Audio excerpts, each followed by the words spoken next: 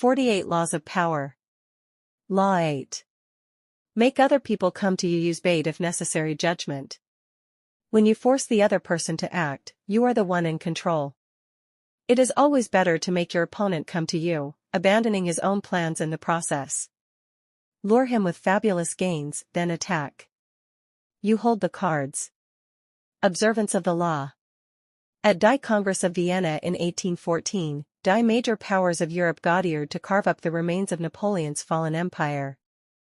The city was full of gaiety, and Die balls were Die most splendid in memory. Hovering over Die proceedings, however, was Die shadow of Napoleon himself. Instead of being executed or exiled far away, he had been sent to Die island of Elba, not far from Die coast of Italy. Even imprisoned on an island, a man as bold and creative as Napoleon Bonaparte made everyone nervous. The Austrians plotted to kill him on Elba, but decided it was too risky. Alexander I, Russia's temperamental czar, heightened Die anxiety by throwing a fit during the Congress when a part of Poland was denied him. Beware, I shall loose Die monster, he threatened. Everyone knew he meant Napoleon. Of all Die statesmen gathered in Vienna, only Talleyrand, Napoleon's former foreign minister, seemed calm and unconcerned. It was as if he knew something the Odiers did not. Meanwhile, on Die island of Elba, Napoleon's life was a mockery of his previous glory. As Elba's king, he had been allowed to form a court. There was a cook, a wardrobe mistress, an official pianist, and a handful of courtiers. All this was designed to humiliate Napoleon, and it seemed to work. That winter, however, there occurred a series of events so strange and dramatic they might have been scripted in a play. Elba was surrounded by British ships, dire cannons covering all possible exit points. Yet somehow, in broad daylight on February 26, 1815, a ship with 900 men on board picked up Napoleon and put to sea. The English gave chase, but the ship got away. This almost impossible escape astonished Die public throughout Europe, and terrified Die statesmen at the Congress of Vienna. If it would have been safer to leave Europe, Napoleon not only chose to return to France, he raised Die odds by marching on Paris with a tiny army, in hopes of recapturing the throne. His strategy worked. People of all classes threw themselves at his feet. An army under Marshal Ney sped from Paris to arrest him, but when Die soldiers saw Die's beloved former leader, Die changed sides. Napoleon was declared emperor again. Volunteers swelled the ranks of his new army. Delirium swept the country. In Paris, crowds went wild. The king who had replaced Napoleon fled the country. For Die next 100 days, Napoleon ruled France. Soon, however, the giddiness subsided. France was bankrupt, its resources nearly exhausted, and there was little Napoleon could do about Ms. At Die Battle of Waterloo, in June of that year, he was finally defeated for good. This time his enemies had learned dire lesson. They exiled him to the barren island of St. Helena, off the west coast of Africa. There he had no more hope of escape. Interpretation. Only years later did the facts of Napoleon's dramatic escape from Elba come to light. Before he decided to attempt Die's bold move, visitors to his court had told him he was more popular in France than ever, and the country would embrace him again. One of Die's visitors was Austria's General Kohler, who convinced Napoleon that if he escaped, the European powers, England included, would welcome him back into power. Napoleon was tipped off that the English would let him go, and indeed his escape occurred in the middle of the afternoon, in full view of English spyglasses. What Napoleon did not know was that there was a man behind it all, pulling the strings, and that this man was his former minister, Talleyrand. And Talleyrand was doing all this not to bring back the glory days, but to crush Napoleon once and for all. Considering the emperor's ambition unsettling to Europe's stability, he had turned against him long ago. When Napoleon was exiled to Elba, Talleyrand had protested. Napoleon should be sent farther away, he argued, or Europe would never have peace. But no one listened. Instead of pushing his opinion, Talleyrand bided his time. Working quickly, he eventually won over Castlereagh and Metternich, the foreign ministers of England and Austria. Together these men baited Napoleon into escaping. Even Roller's visit, to whisper the promise of glory in Die exile's ear, was part of the plan. Like a master card player, Talleyrand figured everything out in advance. He knew Napoleon would fall into the trap he had set. He also foresaw that Napoleon would lead the country into a war, which, given France's weakened condition, could only last a few Mondays. One diplomat in Vienna, who understood that Talleyrand was behind it all, said, "He has set the house ablaze in order to save it from the plague. When I have laid bait for deer, I don't shoot at the first doe that comes to sniff, but wait until the whole herd has gathered round." Otto von Bismarck, 1815–1898. Keys to Power. How many times has this scenario played itself out in history? An aggressive leader initiates a series of bold moves that begin by bringing him much power. Slowly, however, his power reaches a peak, and soon everything turns against him. His numerous enemies band together, trying to maintain his power. He exhausts himself going in this direction and that, and inevitably he collapses. The reason for this pattern is that the aggressive person is rarely in full control. He cannot see more than a couple of moves ahead, cannot see the consequences of DI's bold move or that one, because he is constantly being forced to react to the moves of his ever-growing host of enemies, and to the unforeseen consequences of his own rash actions. His aggressive energy is turned against him. In the realm of power, you must ask yourself, what is the point of chasing here and mere, trying to solve problems and defeat my enemies? If I never feel in control, why am I always having to react to events instead of directing them? The answer is simple. Your idea of power is wrong. You have mistaken aggressive action for effective action, and most often the most effective action is to stay back, keep calm, and let others be frustrated by the traps you lay for them, playing for long-term power rather than quick victory. Remember, the essence of power is the ability to keep the initiative, to get others to react to your moves, to keep your opponent and those around you on the defensive. When you make other people come to you, you suddenly become the one controlling the situation. And the one who has control has power.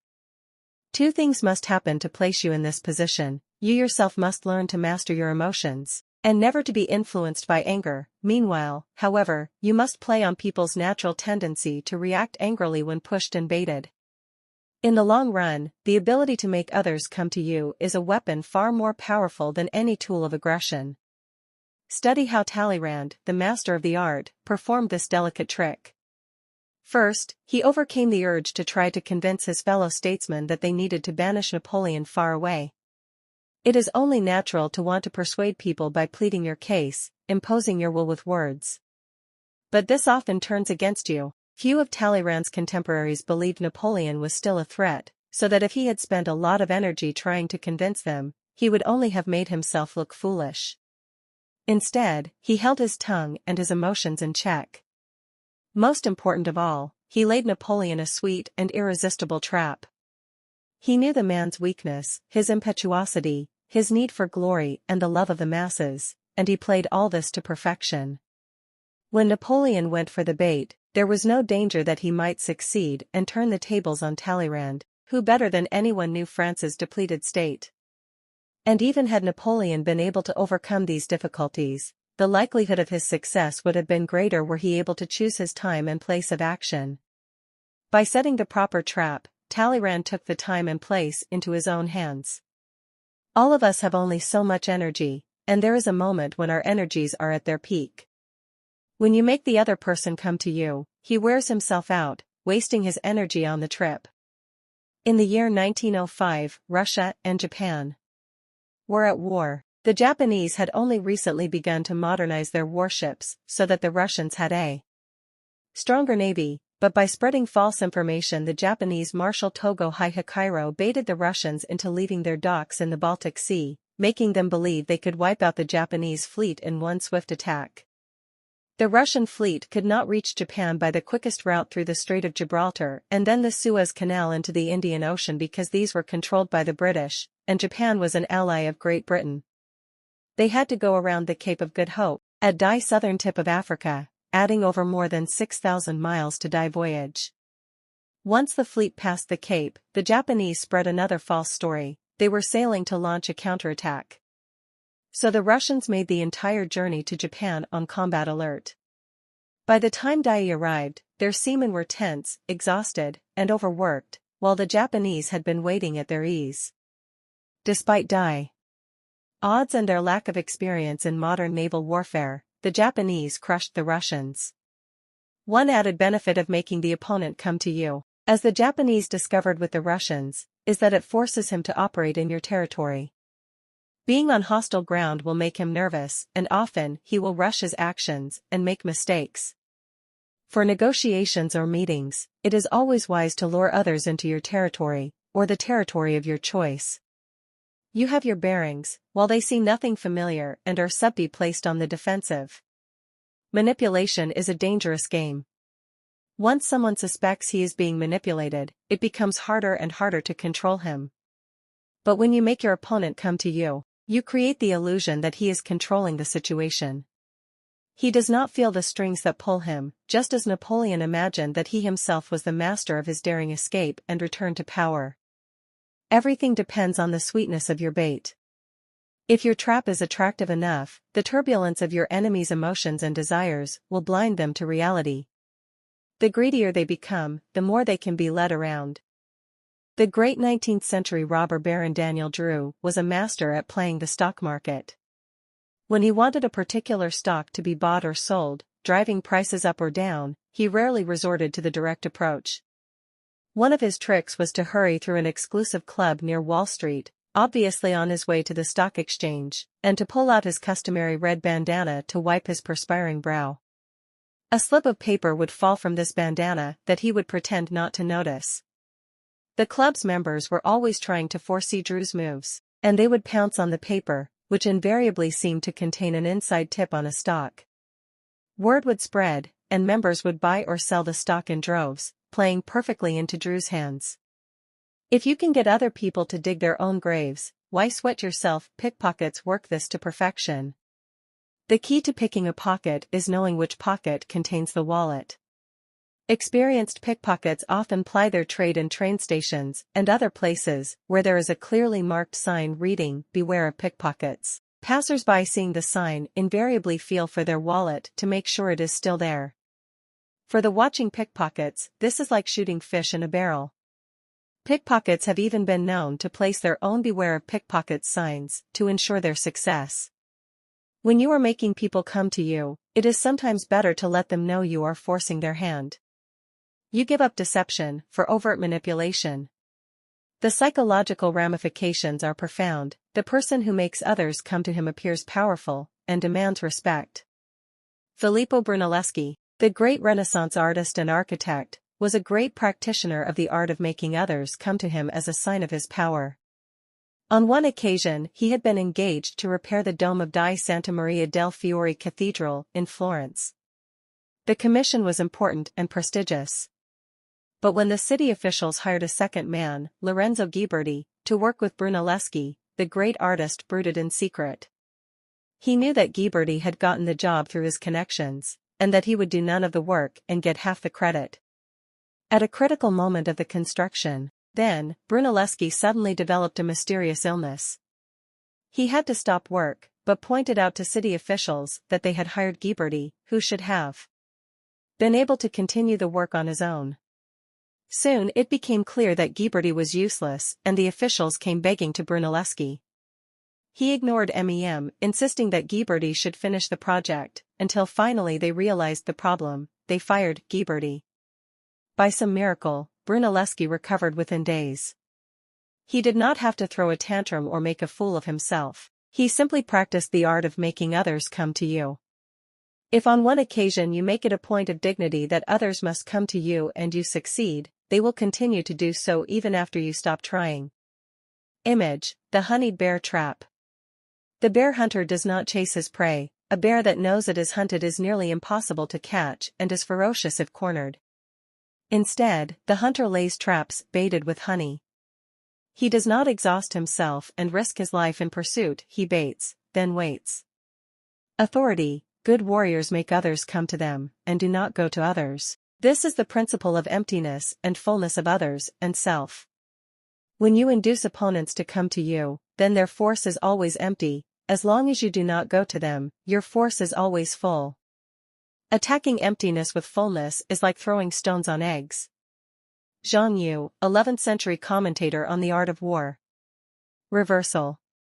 Although it is generally the wiser policy to make others exhaust themselves chasing you, there are opposite cases where striking suddenly and aggressively at the enemy so demoralizes him that his energies sink. Instead of making others come to you, you go to them, force the issue, take the lead.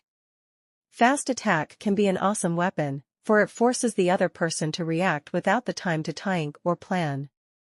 With no time to think, people make errors of judgment and are thrown on die defensive. This tactic is the obverse of waiting and baiting, but it serves die same function. You make your enemy respond on your terms. Men like Cesare Borgia and Napoleon used the element of speed to intimidate and control. A rapid and unforeseen move is terrifying and demoralizing. You must choose your tactics depending on the situation. If you have time on your side, and know that you and your enemies are at least at equal strength, then deplete their strength by making them come to you. If time is against you, your enemies are weaker, and waiting will only give them the chance to recover. Give time no such chance. Strike quickly, and they have nowhere to go. As the boxer Joe Louis put it, he can run, but he can't hide.